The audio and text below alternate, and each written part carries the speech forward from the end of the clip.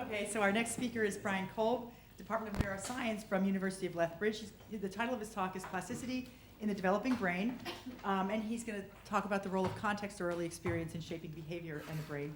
And I think if anybody who's worked on rats knows Brian's name, because he and Ian Wishaw are, I think, the behavioral rat people, have written a number of textbooks and have done some marvelous work. And I've heard, the first time I heard you give a talk was in Santa Barbara.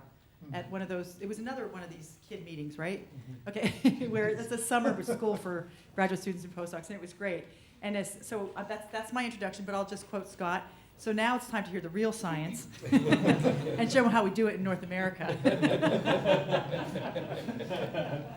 America, leave, yeah. Hey, we want to join our team. I should point out that Canada is not America. Just as an aside. You I sang said it. North America. I said North America. Oh, this is So- going on the web. Better watch out. It's hard to be nice for once and again. So given that, I thought I'd start with a geography lesson.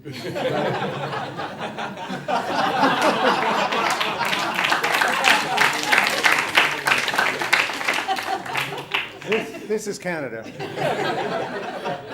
This is Alberta. Canada is fairly large, as you may know.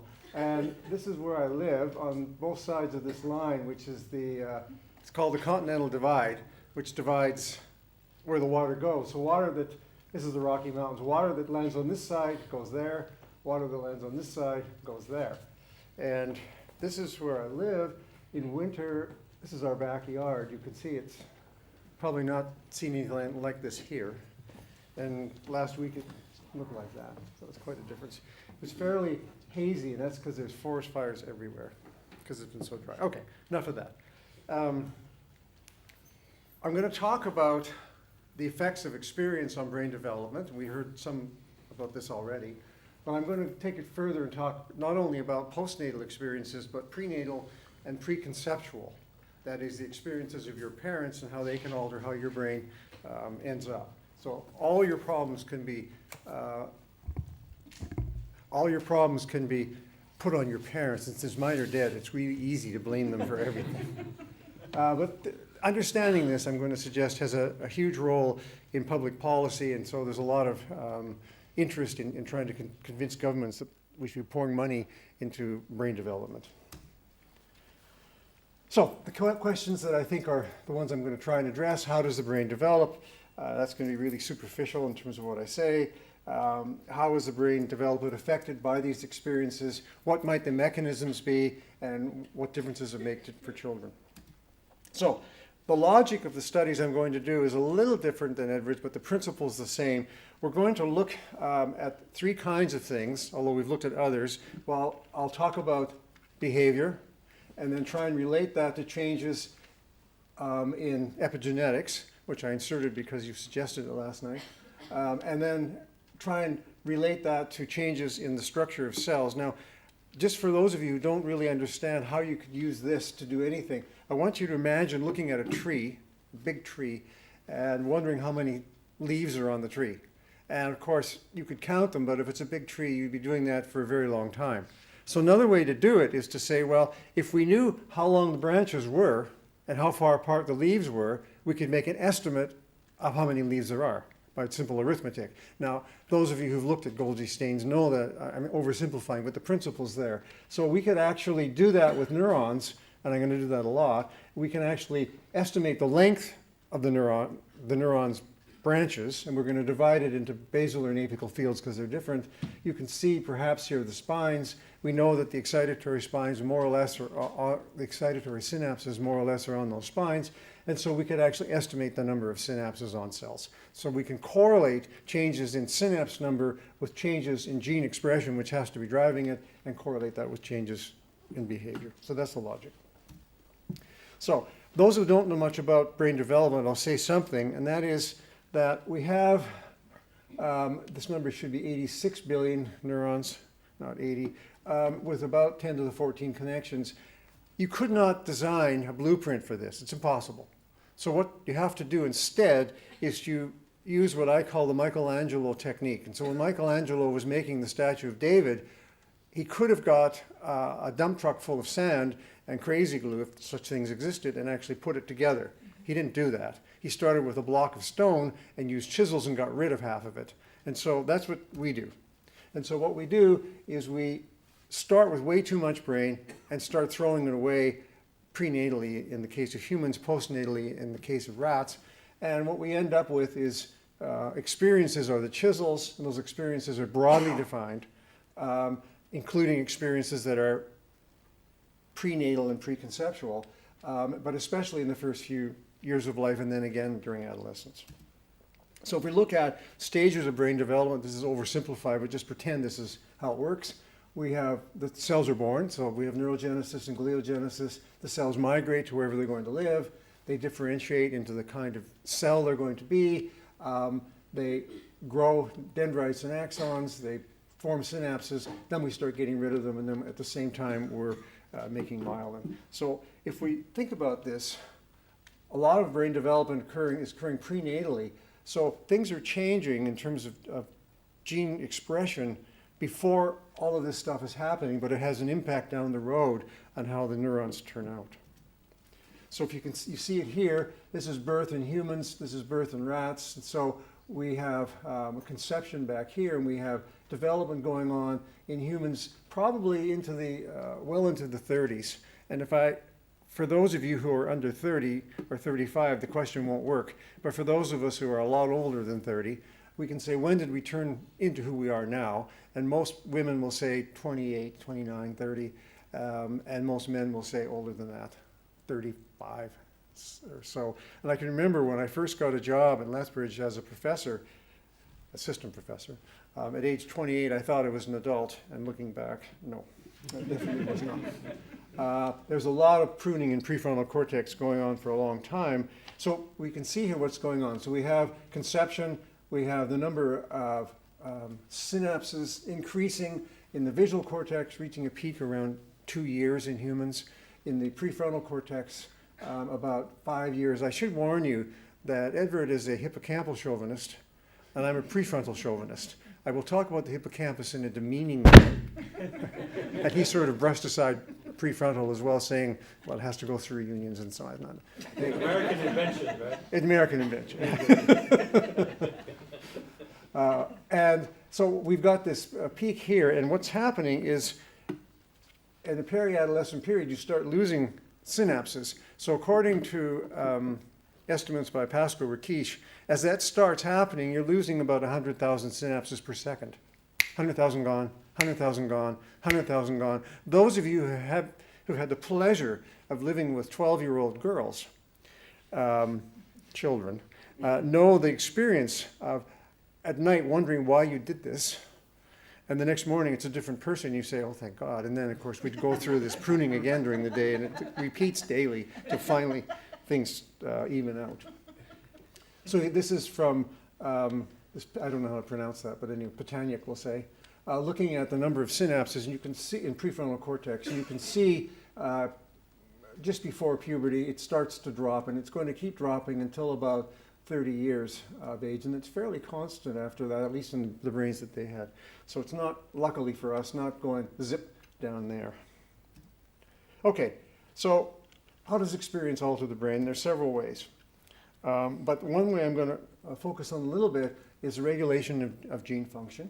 So those who don't know this term, which I suspect everyone knows, is the idea of epigenetics, and that's the idea that we can have a change in gene expression without changing DNA. The DNA itself is not changing. What's changing is whether or not specific genes are expressed. Now, when I started doing epigenetic stuff, I had this naive idea that we would find the magic bullet genes that were going to account for certain kinds of plasticity. And those magic bullet genes are like 1,000, and they're different in every experiment. So it turns out that this may not be the ideal route, but at least it gives us some idea to demonstrate that the changes, and you're going to see this across sexes, between the sexes, and across brain regions are totally different. They're not the same in males and females to the same experience, and they're not the same in different regions, i.e. prefrontal cortex and hippocampus, for example. So what you've got, and this is very simple and you know this already, I just want to remind us where we're going. You've got genes and you've got experiences. Together we have this epigenetic effect, which is driving plasticity, which is driving changes in behavior as well as in physical and mental health. All right, looks like it's a abnormally complicated slide. I didn't make it, I stole it, but it's not that difficult. So if we look here at time, so we have preconceptual time, then prenatal time, and then neonatal, juvenile, and peripubertal time, you can see that things are occurring at different times. And so we have in the neonates migration, this is in rats, not people, migration occurring, and as juveniles are getting more complicated, but the cells continue to change later. And one of the things I'm going to point out is that things that happen back here actually affect how these cells respond to experience later in life. So things that happen preconceptually or prenatally actually are going to drive how the brain responds, for example, to drugs or complex experiences, complex housing way out here, which is quite remarkable, I think. All right, here's an example. So one of the ways we make what I'm going to loosely call rat condominiums to try and get a three-dimensional space. So it's an environment that's about this wide, and it turns out to be 8 feet tall. And those of you who are from a country that has imperial measurements, i.e. Britain or the US and Canada doesn't, but we still, for lumber, measure it as 4 by 8 sheets of plywood. That's why it's 8 feet tall. So it used to be plywood, now it's all metal. But the animals have a three-dimensional world, and they can run up and down and interact in a variety of ways. We can increase brain weight by about 10% in 30 days. So if animals are placed in these environments as a group, so they're always in groups, for about 30 days, you'll see about a 10% increase in brain weight, which doesn't go away. It's permanent as far as we can tell. So it goes on for a long time. So what you can do is this is one of the most powerful ways of changing the brain. So if we put animals in these complex environments, we can see changes in gene expression, changes in synaptic organization, changes in behavior, pardon me, and so on. But let's not do that. Let's put their parents in this environment.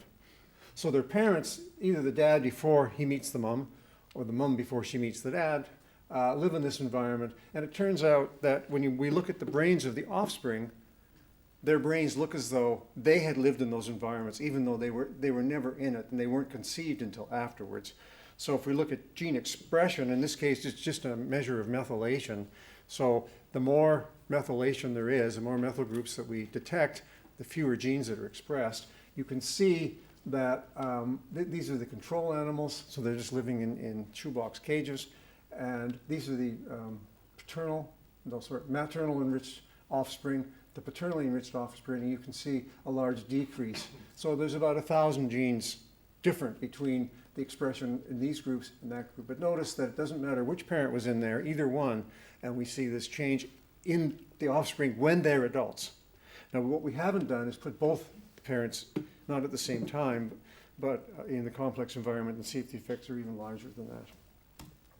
So let's look at some of the experiences that one can have, and I'm sad to say I'm going to try and go through this whole list in a superficial way and see how it alters brain development. So one of the biggest effects on brain development turns out to be tactile stimulation.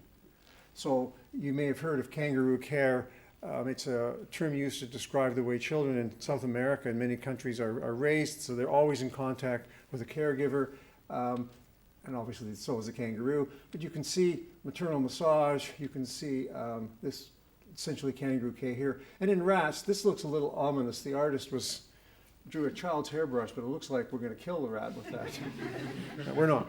So what happens, as you might guess, those of you who work with rats aren't thrilled at first to be brushed. They're not like cats. So what we do is we simply give them treats. They either get brushed at the same time or not, and the rats love the treats and they tolerate the tactile stimulation. So we can tactily stimulate rats in utero. So we stimulate the mom, or we can use a little paintbrush. As you can see here, this is a histology brush in the initial studies, and we would line them up like little Vienna sausages and just go up and down. When I say we, after the first experiment, it was no longer me, obviously others, and go up and down and do it. And one of the students had this brilliant idea, And there's a thing in North America called a Swifter. I don't know if they have it here, but it's sort of a feather duster. You can clean stuff with it if you're into cleaning. And so, but you can do them all at once. So you just line them up and you just sit there and all the rats. And what happens is the rats go into, given that you can hear about REM sleep and twitching, I'll say REM sleep, but it might be not. Anyway, they twitch after you do this. So there's a lot of twitching going on so that they're not stressed by this as far as we can tell. So we can have a huge effect. So if you do this to rats for the first week of life and then look at their brains and their behavior and their gene expression as adults, it's totally different. For how long do you do it? It's 15 minutes 3 times a day. And so why would I choose that is a good question. And that's because I heard a talk in Tel Aviv by Tiffany Fields, and what she had done with babies in incubators was tactily stimulate them for 15 minutes 3 times a day. And what happened was there was an increase in noradrenaline production, which they can measure in blood in heel sticks. And the babies were discharged from the hospital sooner. And I thought, well, if it's good enough for babies, it's good enough for rats. And so that's why we chose that. Same thing here. It's 15 minutes 3 times a day. And that's sufficient to produce a permanent change in the brain. And if you just look here at spine number, you can see this is orbital frontal cortex, an increase, amygdala, an increase. I've just chosen some places to show. Medial prefrontal cortex, an increase, and both parts of the cell. I didn't put it on here, but hippocampus, the same story. So we're getting this huge effect on synaptic organization, and it's related to increased cognitive and motor behaviors. But now, Brian, in some sense, you could argue in that case, look, what fires together wires together in the brain, so the brain also follows the statistics of its inputs, so now you provide more inputs, so in that sense, the system just wires to that. And it's not necessarily driven by any kind of genetic, directed genetic change, right? You could argue that, yeah. So can you reject that interpretation? So, can you wait 1 second and I'll give you what I think the mechanism is. Okay, I'll bite my tongue for a second. Okay, what I'm just showing here is that it seems to be true in humans as well, that you can, these mothers who were showing peri-birth depression, they simply correlated the amount of tactile stimulation of themselves with the outcomes of the offspring, the children, when these children were teenagers, and you could see that there was an advantage in having the tactile stimulation. So how does this work? We think part of it is through FGF2. So why would we think that? Well, FGF2 plays an important role in brain development. We knew that FGF2 could influence cortical development if we gave FGF2, and sometimes your kids say things that actually are useful. And Robin Gibbs' daughter was taking a course. Hard to believe you could have a course on cosmetics. So a cosmetic course in grade 10. I don't know why you do that. Anyway, a fluff course. And in the course, one of her instructors, or her teacher, I guess, said that one of the things about the skin is that the skin makes FGF2, and so rubbing the skin actually changes the amount of FGF2 that's being produced in the skin. So she told her mom that, and the penny dropped, and we said, wait a minute. If that's true, and we know FGF2 affects the brain, it may be the case the tactile stimulation actually increases the production of FGF2 in the skin. It passes a blood-brain barrier and changes the brain. So we went through a series of experiments to demonstrate this was the case. So if you tactily stimulate the mom, we haven't done the moms, tactily stimulate the infants and then measure the amount of FGF2 in the skin at weaning, it's way up. And we measured FGF2 receptor amounts in brain, and it's way up. So we think that the mechanism is through the FGF2. Now, you could say, but there's probably acetylcholine, there's probably BDNF. Yeah, we just chose one. But we think that's the explanation, yeah. What about the C-tactile fiber system? It could easily be that, yeah. It means all sorts of explanations. So in this sort of things, you're going to pick the one you like. And there's a reason why we like FGF2, which I'll get back to. And so we've studied it. But I guess you can knock it out in mice, right? You can knock it out in mice, yeah. What happens when you do that? We've done that. Okay. So we're only using rats, and the reason we're only using rats is because we're doing behavior. And, Sure. Yeah. Okay, language and cognitive experience, the second thing that's obviously not so relevant to rats as it is to people. My point here, Well, wait, Brian, before we now move Yeah. to language, because it's a completely different ballpark, right? So, for this sort of sensory motor experience, is the key message for you that FGF2 or factors like FGF2 are mediators of this kind of brain change? This is the key point here? yes, the key point is FGF2 or like things are key mediators of the brain change, and the increase in FGF2 should be reflected in increased expression of FGF2 relevant genes, and it is as well, okay? So if we look at language, the point here is that early experiences are going to affect language and cognitive behaviors, and I'll give you an example. So if you look here at vocabulary growth in children, you can put children in 3 groups, and I want you to remember these groups because I'm going to come back to them. So I'm going to say kids who at 36 months have a high vocabulary, a middle vocabulary, or a low vocabulary. The difference here is about 3-fold. So these kids have somewhere around 1,200 words at 36 months, and these kids about 400. If you look at these kids, the same kids 8 years later, the trajectory just continues like that and like that. And these kids in the high vocabulary group have larger vocabularies at age 11 than the mums of these kids. Okay, it's a huge effect. Now, why is that important? Well, there's an interesting study in New Zealand in which people measured this, and then they thought, okay, let's see what school does. Turns out nothing. So what they did was they measured vocabulary and mathematics, or arithmetic, at age 5 and 14, and then looked at the effect of 8 years of education on these measures. Didn't have any effect. Teachers love this. So it doesn't seem to matter that you have 8 years of schooling. What I think matters is what happened early puts you on a trajectory that you're headed off on. So one of the challenges is understanding how you can move that trajectory.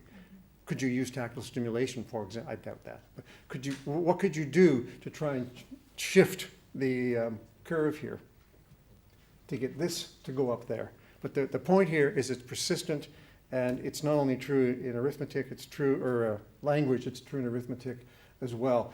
We have off-diagonal kids, and those are kids who were in one group and then end up in the other group. So they should have been in the high group. After being in the high group at 36 months, they should have still been there at 11 years, and they're not. Why? What experiences did they have? Or there are kids who are in the low group who end up in the high group, but it's a very small number. It's less than 10% that are, quotes, off diagonal. How did that happen? Can we get some insight into how to change policies here? Pre and postnatal stress. Now, we've done a lot of studies on stress, and I'll just give you a tip of the iceberg here on stress. So, when does stress make a difference? Well, at several times. So one is preconceptual, that is, we think we have programming or reprogramming of gene activity in the oocyte in mums and in these spermatocytes in dads. We can have it gestational, we can have direct or indirect stress, and I'll explain what the difference is here. And we can have postnatal, especially in children between 0 and 3 years and 12 to 16 years. So these periods of rapid synaptic growth and then rapid synaptic pruning. So if you look here at gestational stress, what do you see? You can see if we measure brain size in adulthood, so what happens is these, the mums are stressed in these experiments in the last half of the pregnancy because there's no point in stress, well, there might be, but we don't stress them before the cerebrum is actually developing. So we wait until about E13 when we now know that the cells that are being produced are going to be making the cortex and other forebrain structures. And then we do that until about E18 or E19 for 7 days, and then leave them alone so they're not highly stressed at the time that they're born. I'll show you how we stress them in a second. And if you measure the brain size in adulthood, you have about a 5% drop in brain size. It's a pretty big drop. We see a decrease in spine density, and you can see it here. So this is in medial prefrontal cortex. This is unstressed, and these are the stressed ones. You can see these are pretty miserable looking dendrites that you can see there. We see decreased gene expression in adulthood, and we're going to see abnormal behaviors. I'll show you that in a second. So if we look here, we see increased anxiety. So for those who don't know how you measure this, one simple measurement is to put animals in what's called an elevated plus maze. So there are walls on the arms here, so the animals are safe in there. And then there are two arms that have no walls. So the amount of time spent in the open would be a measure of how non-anxious the animals are versus in the closed, how anxious they are. And what you see is that the animals who were gestationally stressed show increased anxiety as adults, especially the males. We can look at play behavior, and I'm going to say more about play behavior in a second, but suffice it to say that all rats play. There are rules for play, and so if I'm going to approach Edward, and I'm not going to harm him, but I'm going to show you what a rat's going to do. I'm going to come towards him, and I'm going to come around, and I'm going to try and nuzzle the back of his head. So back here. I'm going to do it. Leah, on the other hand, it's going to be different. So there's a difference in what I'm going to do depending on the sex of the target. But what they're both going to do is they're going to say, "No way, Jose," and they're going to rotate and try and keep me off of them. Okay? And then they get a chance. And so we reciprocate. There's all kinds of rules. The key point here is that the gestational stress is feminizing male play. They're not behaving like males anymore. Females, it doesn't have a big effect. I'm going to come back to why this is really important. Because what's that doing to the brain? We also see... Yep. Brian, if you talk about increased anxiety that you then test on this elevated maze, do you have correlates of that? Like, do you measure, for instance, heart rate changes, heart rate variability, other behavior correlates of anxiety? Because in some sense it's a very indirect measure, right? You could also say, well, what does compromise is exploration. Of course, yeah. Right? Other people have. We haven't done that. Okay. So we're just stealing their measure and saying, this is an endpoint measure, if you like, that's a surrogate marker So for there are anxiety. other correlates Yes, there are. of anxiety? Yes. Okay, Yeah, but not done by us. okay, good. We cheated and stole stuff. We look at changes in motor behavior. So these are, my colleague Ian Wishaw has spent about a decade figuring out ways of measuring motor behavior, skilled motor behavior in rats. This is a simple way, simply having them reach through bars to get chicken feed. There are far more refined ways to do kinematics, and we do that too, but I won't bore you with that. But at any rate, what happens is your mom being stressed while you were in utero impairs, as an adult, your ability to reach through the bars and get food. So you're going to see abnormalities in the kinematics as well as the endpoint score. How successful were you? Similarly, if we look at animals who are learning spatial tasks, such as the Morris water task, gestational stress slows spatial learning. So these are long-term effects from experiences that you didn't really have in the sense that we think of it. Your mom had it. Does it also affect the retention of the memory in spatial learning? The question is, does that affect the retention? We haven't actually measured that. That's a good question. And we can see, if we look at gene expression in the animals, this Venn diagram is showing changes in hippocampus, changes in frontal cortex. The reason I say frontal cortex is that we're collapsing together medial frontal cortex and orbital frontal cortex, the two prefrontal regions. And the reason we're doing that is the cost. It's just easier to put them together. We've done experiments where we separated them, and that's probably not a valid thing to do to put them together, but in these early experiments we did, because they're not identical. The key point here is that if you look here at hippocampus versus prefrontal cortex, there's a huge difference. There's almost no overlap in the changes that are in gene expression at the two regions of the brain, and there's almost no overlap between males and females. So any measure of one sex in one region of the brain is meaningless. You've got to measure more than one place and more than one sex to get a sense of what's changing, which isn't a happy outcome, but that's what we found consistently. What age are the animals that you're measuring, you say? We've measured it at weaning and at P120. Yeah, it doesn't matter which age.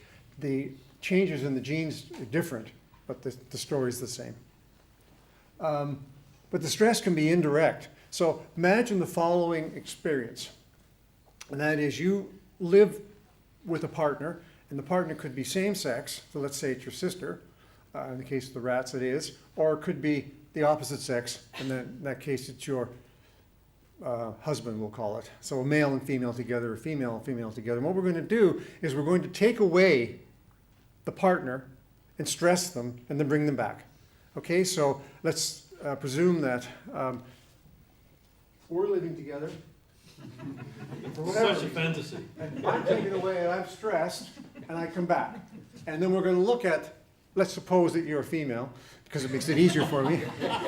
We're going to look at your offspring and how did this experience make a difference? And it turns out it does. So it doesn't matter whether we have the male taken away and stressed twice a day for a week, or the sister taken away and stressed and brought back. The offspring's brains are changed. Now, one of the things that alarmed us is, how is this happening? How can we possibly change the brains of the offspring in an indirect way? Are they fighting? No, they're not fighting. They're singing. Now, so what's happening here, so this is how we stress them. So they're put on a little platform in a room that's about 4 meters by 4 meters. And they sit on this plexiglass platform. They do not like it. So we see changes in court expression. We see changes in, they start losing hair, they lose weight. They don't abort if it's a female who's pregnant, but they don't like being out there waiting for the cat or the hawk or whatever to come and get them. And they don't seem to habituate to it. So then we can look at the changes. And if we look here, we're going to see changes in vocalization and in play. The vocalization is between the two rats. So if I'm the one who's stressed, I'm taken and I brought back, I start singing a 22 kilohertz song. Life is shit. You don't know what I've been through today. And my partner starts singing back the 50 or 55 kilohertz song. There, dear, life's really good. And this goes on for several hours. We actually measured this. And as we were doing it, it suddenly struck us, these animals are living in the colony. The whole colony's hearing this. And so we've had now to not have them living in the colony with the other rats, because obviously we're affecting everybody. So we think that what's going on is the stress in part is this persistent singing of the stressed rat, because we can't see any other behavioral effects. That doesn't mean that in the dark there aren't any, because we're not measuring in the dark, we're just How measuring. complex are these vocalizations? They're very complex, Okay. yeah. So it might also signal, let's say, the details of the stress. Absolutely, Okay. absolutely. And I'm making it simple. It sounds like there's just one kind of distress song, and there isn't. There are several different ones. Yeah. But they never say stop whining or stuff like No, that? they just keep doing it. Okay, And so it goes back and forth for at least 3 hours. okay. It's a long time. So this is worth pursuing, actually. So if you separate the pairs and you don't stress them and put them back, they don't do the singing? No. You have to be stressed in order to show that increased distress call. So one of the questions we've asked is, well, if you stress the mums while they have the babies, is the interaction between the mums and the babies changed in terms of distress calls? And it looks like it is, but we haven't, that's just preliminary. But it looks like that's what's happening. And then there's another thing you can do, and that is you can devocalize animals. And so one of our students has devocalized animals to see whether or not that's going to block that effect. We don't know yet, but it's an interesting idea.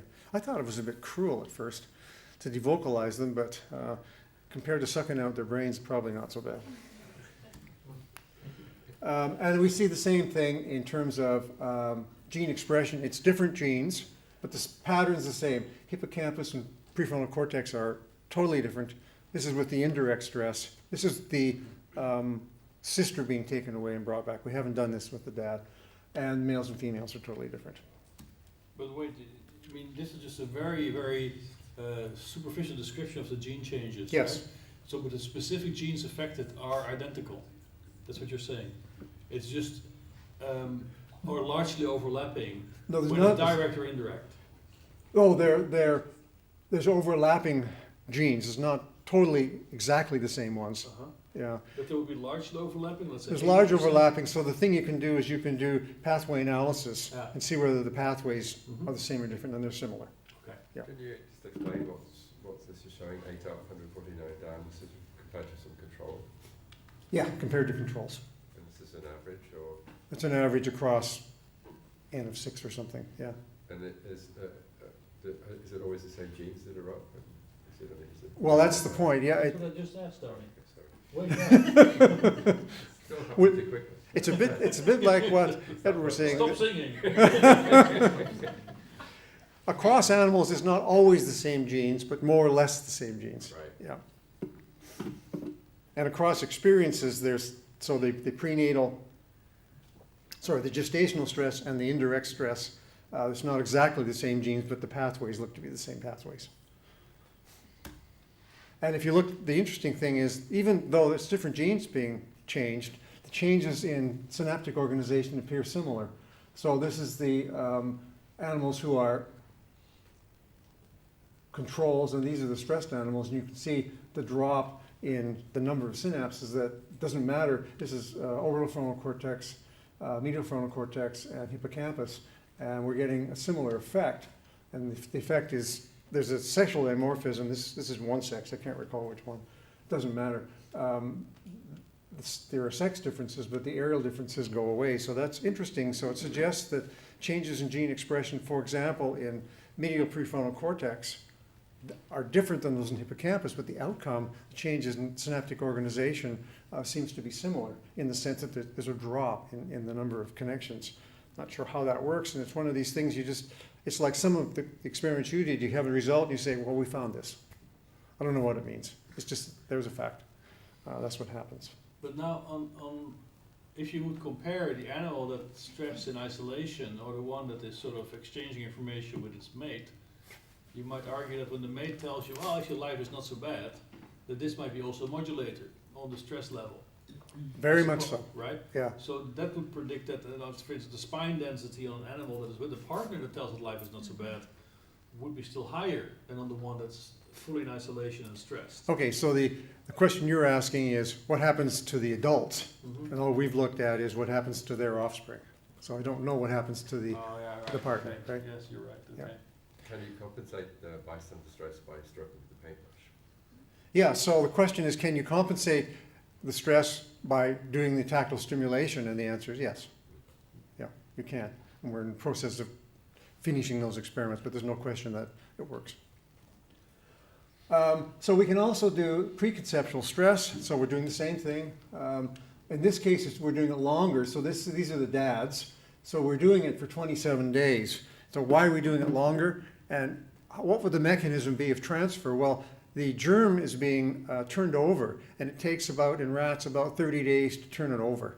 So you get rid of all the sperm you had and you've made new sperm, so the gene expression in the new sperm will have been changed by the stress, presumably during that period. We haven't tried doing it for a shorter period. There was no point. Let's hit them with a hammer rather than some sort of tiny little thing.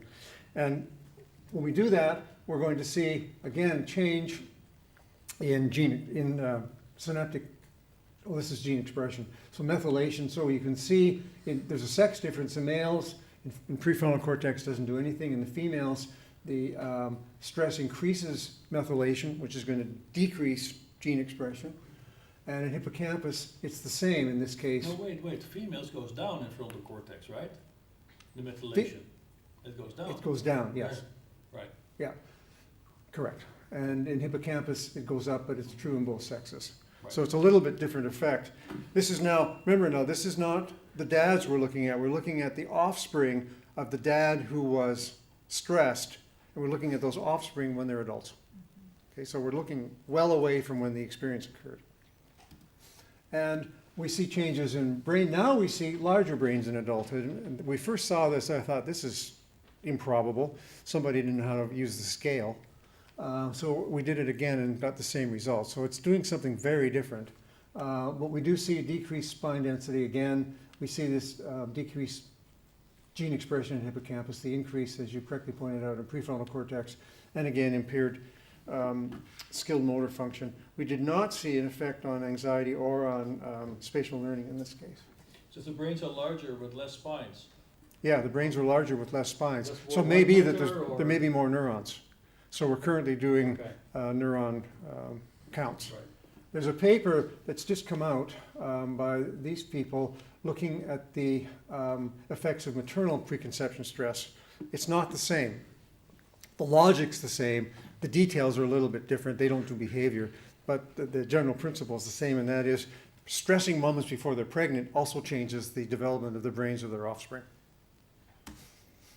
And so what's interesting here, these are rats that either got prefrontal lesions on day 5 or not. And you can see on the reaching task that the animals, these are the controls, these are the lesion animals, there's an effect of the lesion, okay. But it turns out the effect of the stress is equivalent in terms of its magnitude to the effect of a lesion. It's like having your medial prefrontal cortex removed. And of course, if you have both, then they're even worse. So this is an interesting way to think about the magnitude. lesion in here? Medial prefrontal cortex, Completely. completely, You remove it completely.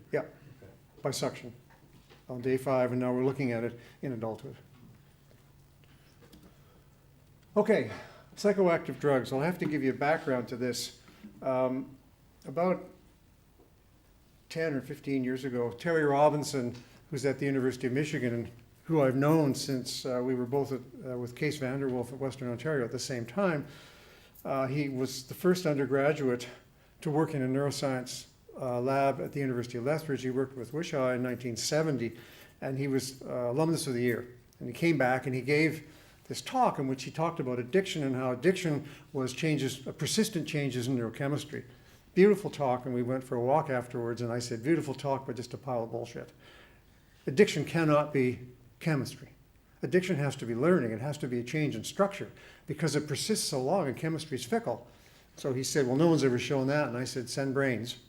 So he did. And it turns out that we haven't found a drug that doesn't leave a footprint in your brain if it's a psychoactive drug, seemingly forever if you're a rat. So here's an example. These rats got amphetamine for every other day for 14 injections, so 28 days. We waited and looked. We've looked 2 weeks or 4 months later, and the effect is the same. This is a medial prefrontal cortex. Visually, I hope you can see. We actually count this. It isn't. We don't just look at them and say, "Oh, it looks like they're different." But I hope visually you can see this is more complicated. There's an increase of about 25% in the number of synapses in medial frontal cortex relative to animals who got saline. If we look in orbital frontal cortex, just change the labels. It's the reverse. So we see an increase here and a decrease there. So it's not that there's one change in the brain. It's changing differently in different places, and largely in regions that receive dopaminergic inputs. So an amygdala, prefrontal cortex, a little bit, and huge changes in nucleus accumbens, a little bit in hippocampus. But other places we haven't seen it. But we look at drugs, and here's some example of drugs. All of these drugs all produce changes. Now the one that I didn't want to see was that one. And I only studied it because I had a student, an undergraduate, who insisted that we look at caffeine. She was Mormon, so LDS, and they don't drink coffee, and she wanted, I think, to demonstrate the rest of us were doing dumb stuff. Anyway, caffeine does produce changes, and they're smaller by far than the other stimulants, but nonetheless there are changes. But we see changes in all of these drugs. We've looked at all sorts of antipsychotics and anxiolytics, same effect. And these effects are both, we see them in adults, we see them in prenatal exposure as well. And if you look here, you can see what's happening with nicotine. It's changing the mom, it's changing the fetus's brain, and it's changing the reproductive cells in the fetus, which are now, you can see in the next generation. So we're seeing these long-term changes. We've looked at fluoxetine or Prozac, and we expected Prozac to be a great thing to take for moms because it's going to increase neurogenesis in the brain, and we thought, wow, we're going to have super brains. Wrong. It really messes up brain development. And I've talked about addiction and so on at psychiatric meetings, and people will take me to task saying, well, wait a minute, what's worse, infanticide or some minor changes in the kids? And I said, well, fair enough, but I think we need to think about why some of these drugs are being prescribed, and if you're using fluoxetine as a prescription for anxiety, that's probably a bad idea, because it's clearly changing brain development. Parent-child relationships, no surprise that we're going to see something there. And so if we look here, this is work done by others. But these Dagus are great because we have two parental input. So the dads have a role in development. You can take the dads away. You can't take the moms away, obviously, because the babies have to nurse. So you can take the dads away and look at the brains of the offspring when they're adults in these dagus. And you can replace the dad with an aunt. So you've still got two caregivers. Turns out that doesn't work. It has to be a male, which is interesting. So this is from this group, Katarina Braun's group. And you can see, again, if you look just in the adults, the animals who have only a single parent, you see this large reduction in spine numbers in orbital frontal cortex. They didn't look in medial frontal cortex, and they didn't look at behavior. But I'm going to make the assertion that they're likely changed as well. Peer relationships. This gets us to play. I have the advantage of having arguably the world's expert on play behavior in my department, Sergio Pallas, who has the enviable job of having to travel around the world every spring and film various species of monkeys in particular and their babies. And so he's now got over 60 species of monkeys, as well as gibbons and chimpanzees and orangs and people, and then lots of rodents, looking at play behavior. So the question is, why is play behavior ubiquitous across most vertebrates? Why do we do it? Certainly at least the higher vertebrates, so birds and mammals. And the answer, it seems to be, is that one of the things it's doing is it's changing brain plasticity. So, and I'll show you how we think that. So the more play you have as an infant or juvenile, the more plastic your brain is later in life.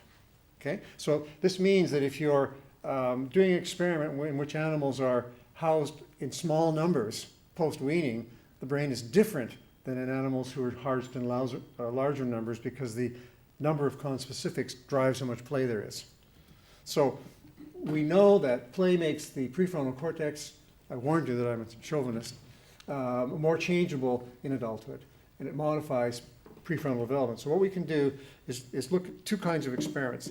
This isn't an experiment so much as it is an observation by Pallas, and we've got two species of monkeys. These are Tonkin macaques and I can't read it. I forget that species. The really calm ones. What does it say? No, they're the Tonkin macaques. These are Japanese macaques. So the Japanese macaques are real buggers as adults. They are really nasty to one another. And the Tonkin macaques are really calm as adults. And so he said, well, what's the difference? Genetically, they're almost identical. They're both macaques. And he and his student studied these animals and discovered that the Tonkin macaques have a lot more play behavior. So they play in large social groups, whereas the Japanese macaques play in pairs. So their hypothesis is that the amount of play behavior is influencing the adult behavior. Now, the experiment would be easy to do, although you can't do it easily. It would be easy to do in principle, hasn't been done, and that is to raise these babies with these adults and so on, but that's not been done. But we could do it a different way in rats. So what we did... Wait, yes? On the monkey case. Yeah. Now, in some sense, it might also be a cause, right? That because these are nasty animals, they cannot manage to play with each other because immediately start to fight. And that's why the group size is reduced. So that means it's not the play that is causing this behavioral property, but it's already this behavioral, the propensity to fight. That's possible. So what we did was to do it in rats and manipulate it to try and see if this was going to work, and you'll see what's happening here. So, and I know you can see what I've done. I've just taken this rat and make it bigger with Photoshop. So they obviously change proportions, so just bear with me.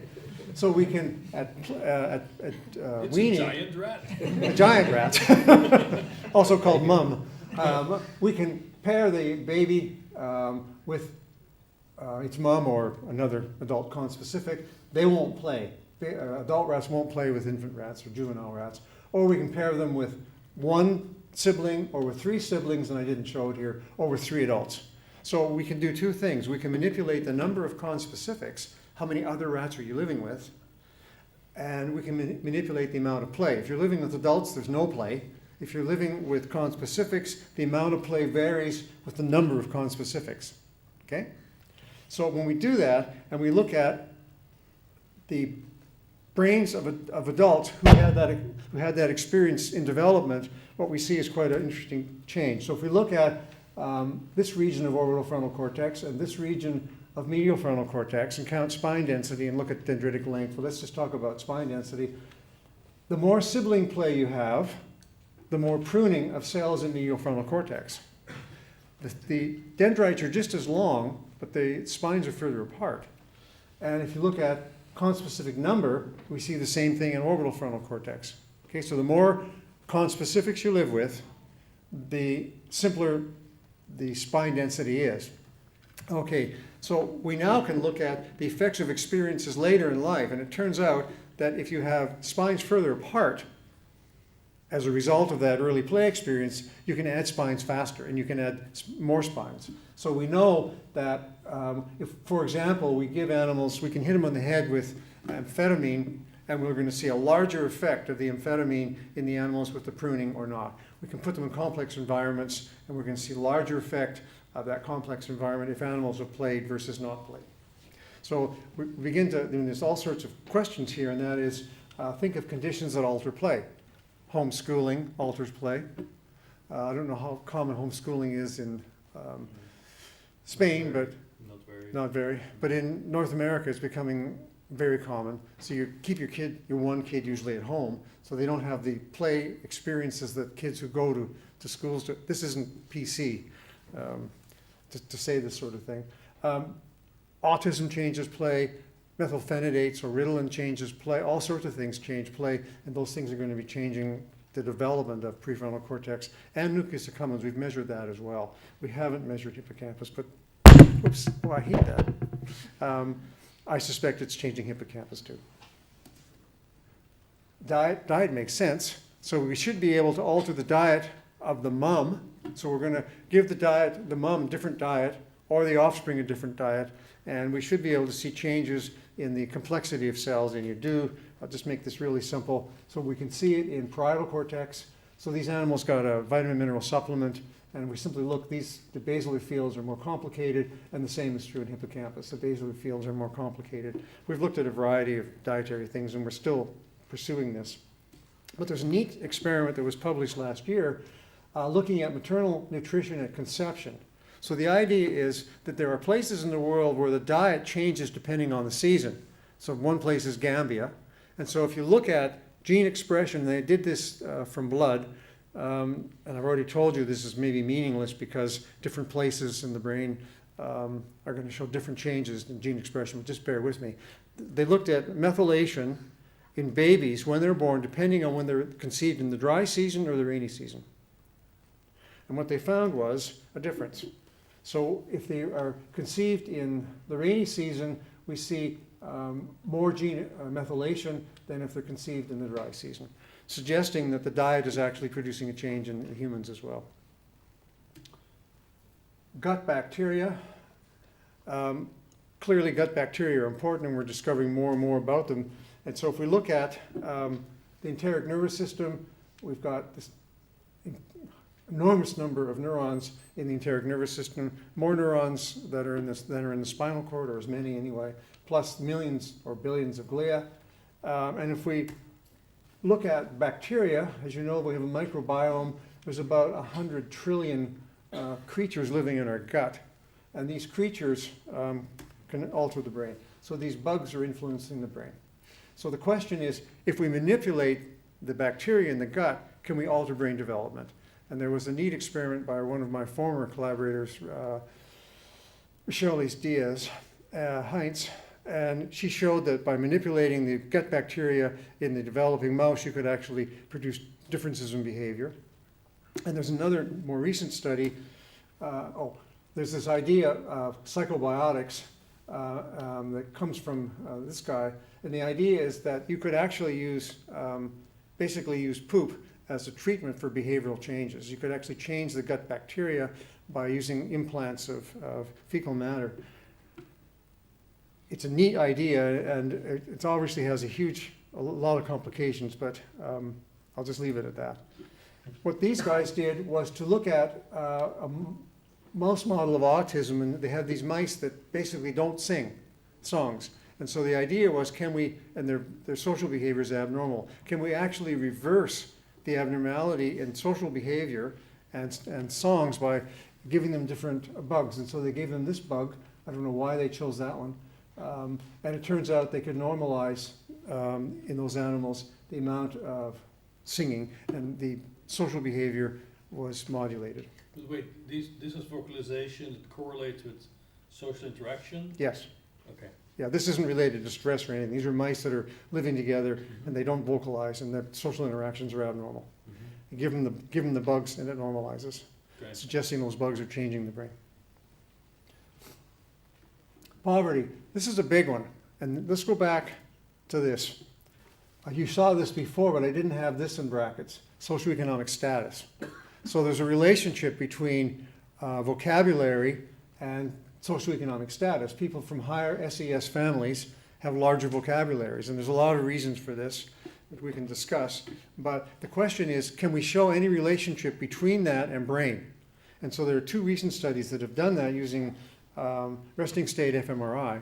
And basically the regions that are shown in red here are regions that are smaller in children who have low SES.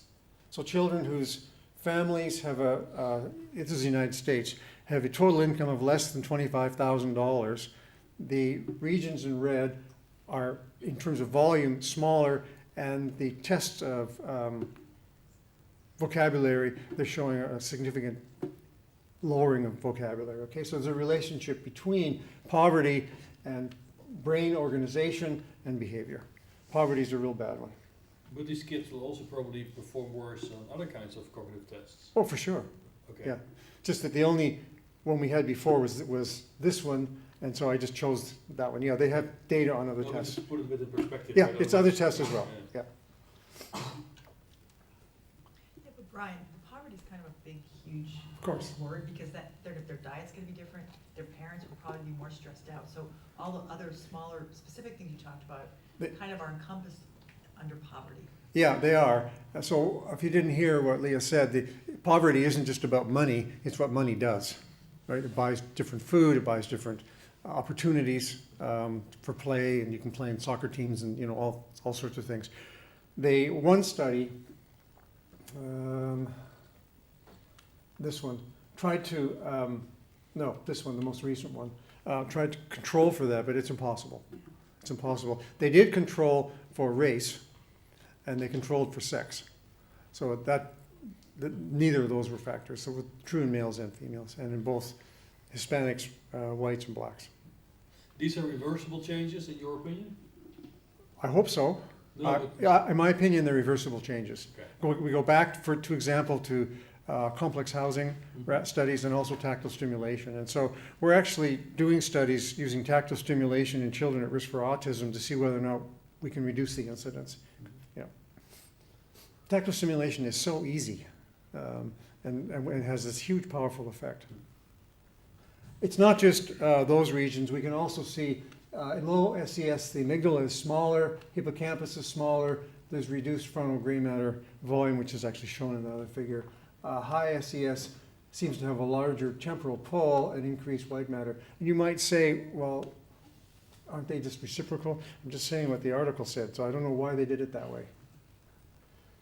Perinatal injury. Perinatal injury is the thing that I've spent the last 40 years studying, and I'll give you a snapshot of it. The idea, when I started doing this in 1971, the idea was that earlier is better. So if you're going to have brain damage, have it early, and that's what Hans Lucas Teuber called the Kennard Doctrine, and it was based on studies by Margaret Kennard, which turns out to be not correct, but at any rate, what she had done in the late 1930s and early 1940s was to give monkeys motor cortex lesions. She didn't. Malmo did the lesions for her, but it doesn't matter. The animals got motor cortex lesions, and she looked when the animals were about 2 years at motor outcomes. And what she found, or thought she'd found, was the animals who had the early lesions compared to adult lesions were way better off. And so the idea was that, having brain damage earlier is better. And this was consistent with the findings in language. So we know from the late 1800s, Broca had commented that children with early injury to Broca's area did not show aphasia, suggesting to him at least that earlier was going to be better. But it turns out that it's not that simple. Language is misleading, and there's a variety of reasons which we can discuss as to why that is. One of them is the measurement of language and so on, and that it's unilateral and whatnot. But it turns out that outcome is related to the precise time that the intervention in the brain occurs. So whether it's prenatal, we've done prenatal lesions, which I can tell you is a bit of a challenge, infant lesions, juvenile, adolescent, and adult, and even in this infant period, it depends on exactly when we look at it. So again, I'm going to show you prefrontal lesions, but we've made lesions pretty much everywhere in the cortex except hippocampus. Because the problem with hippocampus is if you're damaging it in a developing animal, you're also likely damaging the overlying cortex. So this is percent accuracy in this task, and you can see the control animals were around 65% accurate. I left off the error bars, just because I'm stupid. Anyway, they should be error bars, huge differences. If you look at animals with adult prefrontal lesions, they're severely impaired. And you might say, well, wait a minute, this is prefrontal lesions. These aren't motor cortex lesions. Well, medial prefrontal cortex in both humans, monkeys, and rats have direct cortical spinal projections, not to the ventral horn, but to the intermediate cells. So we know that there's a projection into the spinal cord, so it's not too surprising. And in fact, the effect of those lesions is as big as motor cortex lesions, and the recovery is not as good. If you make the lesion on day 1, the first day of life, and you look at adulthood, the effect is the same, but notice what happens when you get to postnatal day 5 or postnatal day 10. These animals are pretty good. And if you make the lesion prenatally, so we made the lesions on embryonic day 18, they're not affected at all. Even though they have the weirdest brains you've ever seen, the animals show this nice outcome. So the age, the exact age makes a difference, and so does the behavior you're looking at. So if you look at cognitive tasks, the outcomes at P10, the animals are essentially normal, regardless of where in the cortex you make the lesion. At P5 and P1, they're not. And at P1, they're terrible. They're just miserable. They can't learn this task or any other spatial task. The skilled motor behavior, not quite as good. Species typical behavior is always impaired. It never shows recovery. It doesn't matter when you damage the brain. So we see here an effect of age and an effect of the type of task you're using. And although I didn't put it on there, there's a sex effect in that males show better recovery than females on every task, except those where nobody does. So what's the mechanism? Well, the logical mechanism is that there should be new connections. And so the early injury is rewiring the brain. And if you look at sensory and motor systems, that seems to be the case, whether it's in monkeys or rats or cats, it always seems to be so. But for prefrontal cortex, it's wrong. And I was quite stunned at this. So what we did was we made the lesions at different ages, and then we looked at the wiring in the brain by injecting dyes in various places. And I'll just give you one example. So here's injections of dyes into parietal cortex, and we're now getting label in substantia nigra, VTA, medial geniculate, lateral geniculate. It's all over the place. So this was in animals who have lesions on day 1. So the whole brain is miswired. And so one of the reasons that the outcome is so miserable might be the brain is showing all these plastic changes which interfere with behavior later. You do the same thing on day 10, the wiring appears to be normal. We don't see a rewiring. So that can't account for why we're seeing the recovery. It's the wiring itself, at least this gross measure, wasn't going to work. So I have to take you back to, again, this is 1973, and this is before people really considered the idea that you could turn on neurogenesis. The only person who thought you could was a guy called Sam Hicks at the University of Michigan, who has a beautiful paper in 1956 called How to Destroy and Rebuild the Brain. And he was using X radiation in utero. It's a beautiful set of studies. But anyway, what I did was I removed the medial frontal cortex at day 1 or day 10 and studied the behavior of the animals and so on. When I killed the animals who had lesions on day 10 didn't have lesions. Now, there were 2 explanations for this, neither of which I was going to buy. One is that I'm a total idiot and that I had the wrong rats, or I never made the lesions. Well, I didn't think either was true. I remembered making the lesions. And I have to tell you a little anecdote that happened later, and that is Wishaw and I were doing a similar study in hamsters.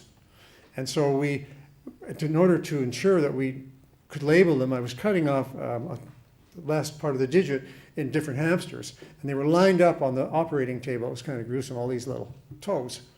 And he remembered that. So when they were adults and we studied their behavior, or we were going to study the behavior, I said, okay, well, the rat that has, or the hamster that has this gone is in this group and so on. He said, well, they've all got all their toes.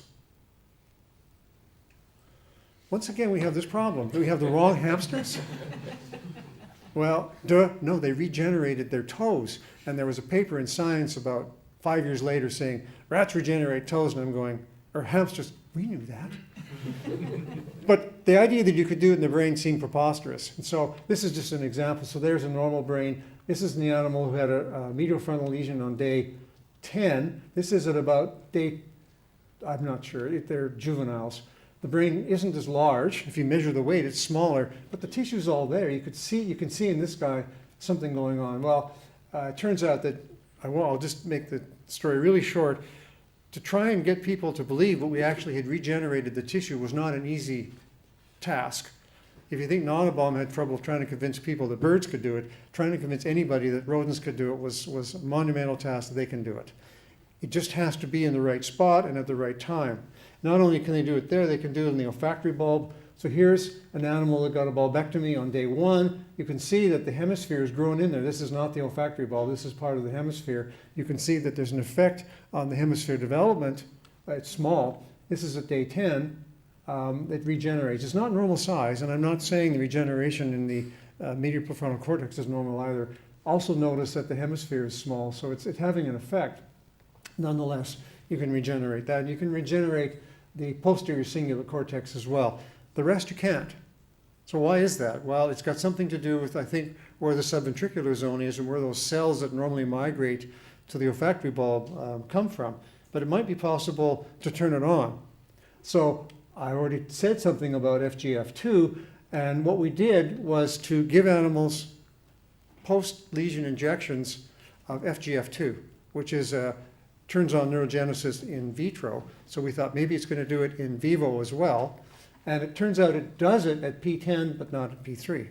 So when Marie Monfils did her PhD on this, we gave animals motor cortex lesions on one day or the other, and then we gave them FGF2, looked at their behavior, looked at a whole variety of things, and it turns out it regenerates and it's totally hooked up. So if you look at, we can do motor mapping, so we can do microstimulation here, and we can look at the map and see whether or not this tissue that's come back in has an organization. Do we actually get connections that are functional? So here's normal map. Here's an animal that got no FGF2, and there's the hypoxic ischemic injury. So these are hypoxic ischemic injuries now, not suction injuries. And no, that's a lie. This is a suction injury. Same thing is true of HI, but this is actually a suction injury. This is an animal who got FGF2. It regenerates, and we have both caudal and rostral forelimb area. And this is an animal that got FGF2 but didn't really regenerate very well. Brian, could you differentiate these animals behaviorally, the ones that Yes. regenerate? Absolutely. So when we measure behavior, they're different. So what we could do, first of all, is measure EMG activity. And the animals who got FGF2, none of them showed any EMG activity. In this study, 5 of 7 did, and the 2 that did not were impaired at motor tasks, whereas the other 5 were fairly normal. So then if we look at number of synapses in the presumptive motor cortex, because remember this stuff's regenerated, it's the same. Animals who got FGF2, there's nothing there to measure because there's no motor cortex. The animals who got FGF2, it's normal in terms of number of synapses. Give the FGF2 into the ventricle? No, it's subcutaneous, because remember it crosses the blood-brain barrier. Oh, you mean you gave it to the skin? No, wait. Subcutaneous. We just gave them Injection. an injection. It's just under the skin. Oh, okay. It goes in the blood, crosses the blood-brain barrier. So the reason I ask is that in our monodelphis domestica on P4, we've given FGF2 into the ventricles. We Okay. didn't publish the study, but we got a big brain. We got a brain that had soul side and everything. I thought you were putting it into No. into the cortex, it's not just into the skin. We're putting it into the skin, because remember, we already knew that tactile stimulation would do it. Right, sorry, my, And so the question you can ask now is, does tactile stimulation do this? No, it's not high enough level. right. We need to give the injection. But we can block the effect of the FGF2. We discovered this completely by accident. Most of the things that we discover usually are by accident, but we had been giving animals BRDU to measure changes in neurogenesis. And it turns out if you give BRDU on E13, don't ask why we did this, on E13 you get, and you have hooded rats, what you get is Dalmatian rats. So when they're born, they're all spotted. They're not hooded rats anymore. Well, what does that tell you? It tells you that you've changed the migration of melanocytes. Melanocytes are in the same germ layer as brain, so maybe you've changed the brain too. And it turns out that if you give BRDU in utero, and then you try and make the brain plastic later, you block it. So if you can block neurogenesis by giving BRDU before, and we can block the effect of FGF2 as well. If you give your FGF, does that have effects in the non-injured parts of the brain, or is it specific to? So Edward's question is, if you give FGF2, does it have effects in the non-injured parts of the brain too? It doesn't seem to. At least the measures we used, which were Golgi measures and behavioral measures and brain weight measures, it didn't. It seems to affect the injured regions, and we think what it's doing is it's stimulating the subventricular zone to generate cells which go, there's some signal that says come here, and they go there. And so now we're getting cells to migrate into the cortex, which would not normally happen unless it was prefrontal cortex. Can you say something about a dose dependent? What's the dose dependence here? Have we done a dose response curve, is what Yeah. you're really asking? No, we haven't done that. Okay. We know tactile stimulation isn't enough, but we don't know how much you need. We do know that the brain is sensitive to the amount because we gave FGF2 and put animals in complex environments, and we blocked the effect of the complex environment. Complex environments also increased FGF2. And so we know too much is a bad thing, but that's all I can tell you right now. I'm sorry, I have another question. Yeah? So, it might be a stupid question, how does the brain know that, is there some sort of interaction between the skull and the tissue that says there's nothing below me? How does it actually know that there's no tissue there? I think there must be the question is how do the progenitor cells know that they should go to a particular location? There must be a signal from the perilesional area that says something's wrong up here, come here. 'Cause I was at a But the interesting thing is that there's no limitans level, right? So it actually grows right out of the skull, or it can. yeah. So you get this sort of bump there, which is weird. And it's true in adults as well.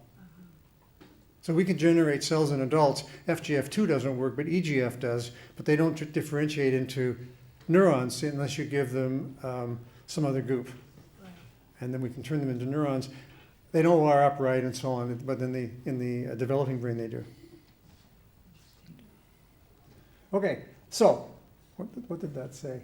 Oh, metaplastic changes. So the last little bit here, we can look at how experiences at early ages change the way the brain responds to experiences later. So if we look here at, say, around birth, the things that happen there are going to affect, I didn't show it, but what happens here, what happens here, what happens there, things that happen, say, at weaning or juveniles and humans, same thing. So can we, can we look at early experiences and then the interaction of those experiences with things later? And the answer is we can do it in lots of ways. I'll give you a couple examples. So we tactily stimulated animals and we produced changes in the brain, or we did it gestationally, and then we did adult drug treatments. So the idea was if you have this early experience, either prenatally or just for the first week of life, you grow up into an adult, and then we give you, for example, amphetamine or nicotine, we significantly reduce the effect of the drug. It's almost blocked. So I actually didn't predict that, but that's what we got. I thought it would increase the effect of the drug. I thought it would make the brain more plastic, but it doesn't do it in response to the drug.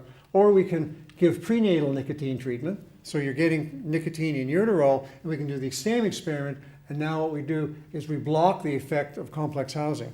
So this early nicotine treatment makes your brain unplastic in response to that environment. So we've done a lot of manipulations of this sort, trying to see how these things interact over time. So what's the basis of the plasticity development? Well, we see synaptogenesis and pruning effects related to all sorts of experiences. We see changes in neurogenesis. I didn't talk about gliogenesis, but that's happening too. I haven't studied this, but others have changes in angiogenesis. We see increased expression of growth factors such as FGF2. We see altered gene expression. So we think these are the basic mechanisms that are important here. So conclusions, brain development is complex and prolonged. It's kind of a trivial conclusion, but nonetheless, I'm saying it. Brain plasticity and development is influenced by a whole bunch of early experiences, including both pre- and postnatal experiences and preconceptual experiences. And I have to say that the idea of using preconceptual experience was not mine. It was Robin Gibb when she was doing her PhD with me, and I told her that was one of the dumbest things I'd ever heard, but go ahead and do it. And now I'm telling you it was really my idea. All along, I just wanted her to do it. I didn't, and I want to thank people as usual. I have to thank in particular, none of you have ever heard of Fraser Mustard, but he, in many ways, is one of the most influential, he's passed away 2 years ago, one of the most influential scientists in Canada and worldwide. He's the only physician who could actually walk into the office of the premier of any province and be seen right away. He was hired by Australia to be a thinker in residence. And the whole point was he was originally a cardiologist, but he started what's called the Canadian Institute for Advanced Research. And one of his pet projects was the idea that early experiences change brain and brain development. And that was his crusade for the last 20 years of his life. And so his ideas influence what we've done, and I have to give him full credit for it. Thank you. Great, Brian.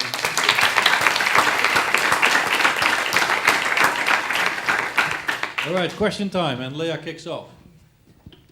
Sorry, I'm kind of perseverating on those lesion studies, which are really cool with the FGF2 subcutaneously given. So I couldn't tell from your pictures, the motor maps where there was neurogenesis had occurred. What did the vascular pattern look like? Was it normal, or was it funky, or what was the scoop with that? Yeah, so the first question, which one you didn't ask, and I'll answer it for you, because I'll ask the question, and that is the organization of the cortex normal? And the answer is no. So you don't see layers. Now, that shouldn't be alarming, because birds don't have layers. Is it thinner? It's thinner. Yeah. It's thinner. But we never actually looked at the vascular pattern, but I'm guessing it's not the same. But the tissue appears disorganized, but nonetheless, when we lowered electrodes in, we could actually stimulate, I said presumptive layer 5 because I can't tell it's layer 5 because it doesn't look normal. But it's all, we haven't done cell counts. I'm sure there's fewer cells. Question here, Cesar. You mentioned that you have this effect both in the preconception and in the prenatal experience of the fathers and in the postnatal experience of the pup. But quantitatively, how does this actually relate as a final result? I mean, like, if you compare the change in the brain size or the change in the distribution of an effect of the preconception related to the change caused by poverty or something like that, as an experience of the real baby, So as a general thing, I can say that stress, whether it's preconceptual or gestational, and I didn't talk about postnatal, but the same is true, isn't good. So what you get is impaired cognitive and motor behaviors for sure, and changes in synaptic organization, and changes in gene expression. But the effects are different at each age. So the changes in gene expression are not identical. The changes in synaptic organization, sometimes you see an increase, sometimes a decrease. The behavioral effect is the constant, and that is it's always bad to have those early negative experiences. So the other question is, well, is it always good to have the early tactile experience? And I didn't talk about putting animals in complex environments very much. Are those always good? And the answer is yes. Does the time that the age that it happens, does it produce the same changes? No, they're different. but they seem to be beneficial.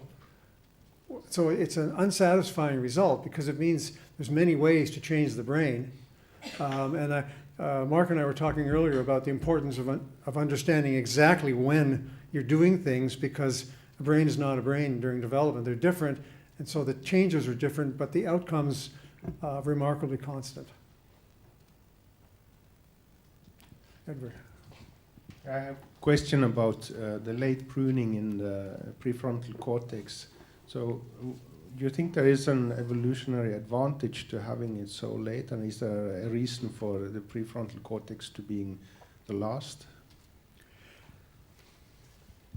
I would give you a trivial answer and say there must be an advantage, because that's how it happens. Come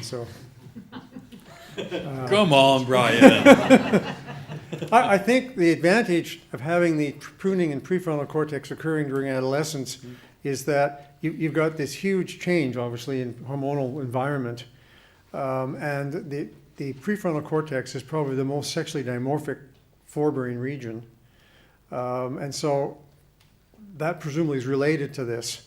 Now, why that's an advantage, I'm not sure, but that seems to be the case. But I think it's related. So the question you can ask is, well, if you gonectomize or ovariectomize animals at birth, do you still see that? And in fact, the sex difference goes away. So it's clearly related to those hormones.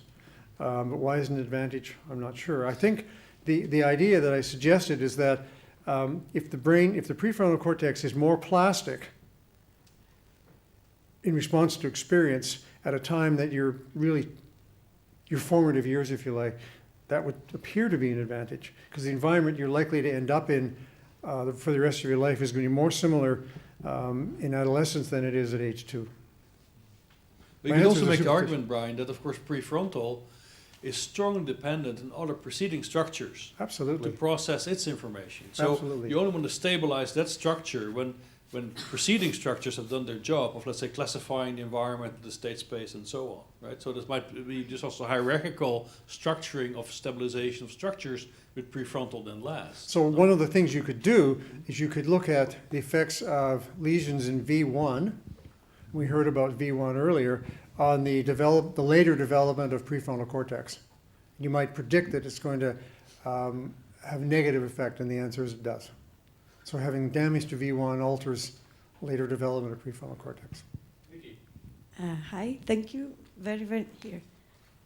Very, very, very nice talk. I was wondering. I once read this article about the how stress affects maternal, stress affects the baby, and especially about how, for example, the aromatization of testosterone happens and the feminization or masculinization of the brain.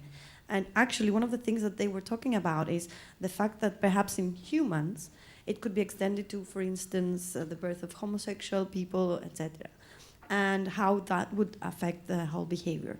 So, given the fact that, based on rats, part of who we are, part of who the rats are, is affected from not even, even before they were conceived. How much do you think this extends to humans and how their behavior is affected by, let's say, prenatal or even before that? I have no doubt that that the perinatal and prenatal and likely preconceptual experiences in human are also having effects on masculinization of the brain and other things. Let me give you an experiment that we did by accident, one with Jane Stewart, and I was at Concordia University, Montreal. We were looking at the effects, we were looking at the sex difference in cortical thickness between males and females. So the right hemisphere of all mammals is bigger than the left hemisphere, at least all mammals we've measured, in terms of volume and cortical thickness, something you might consider. And there's a whole story to this. But if you look at cortical thickness, you see a difference. And so the right hemisphere is thicker than the left, and the effect is bigger in males than females. And so Jane wanted to know, well, I wonder if there's a strain difference. So she sent us the brains of animals that were either Wistars or Long Evans, and we measured cortical thickness, and there was no difference. There was no difference in the hemispheres, and I thought, this doesn't make any sense. how is it that rats in Western Canada could have this asymmetry and rats in Central Canada don't? And so I phoned her and said, I've got a problem, I don't understand this. Tell me exactly what your experiment was. She said, well, we bred the rats, and then when they were, we knew they were pregnant around E10, we brought them from the breeding facility to the lab, and I said, well, how far was that? 2 miles. And I said, that's stress.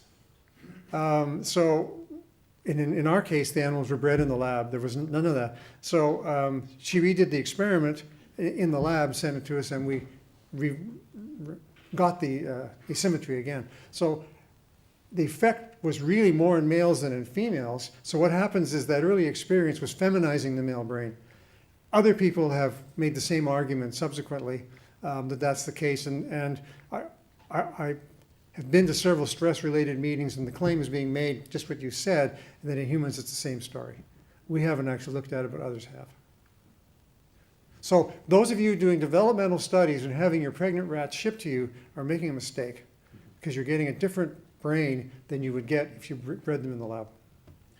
But now, Brian, so I want to talk a bit about the reversibility, right? Because in the literature on enriched environments, it's suggestions of are made that you can sort of reverse these states, right? If you grow up in a poor environment, you're exposed to a rich environment, the brain gets again more complex, and vice versa.